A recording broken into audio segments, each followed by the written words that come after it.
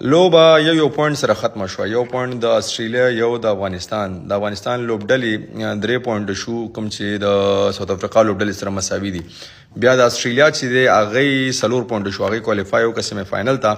او بعض خلک پوښتنه کوي چې د لوبې رزلټ ولې رانه ولته ډي ال اس سیستم باندې. ډي ال اس سیستم یاد ساتئ چې هغه وخت کې کار ورکوي تر څو پورې چې 20 اورې نه تر سره شوي دغه سیستم کار نه ورکوي.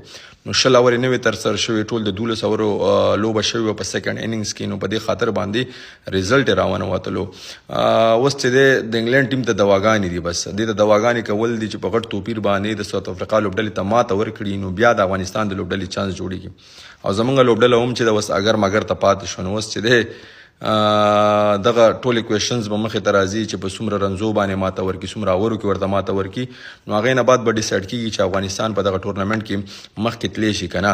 خو تر اوسه پورې چې دی پوینټس ټیبل باندې د ساوث افریقا او د افغانستان لوبډله مساوي ده. خو صرف د نت رن ریټ پرابلم دی پکې. هغې نت رن ریټ چې دی جګ دی او د افغانستان نت رن ریټ چې دی لږ کم دی.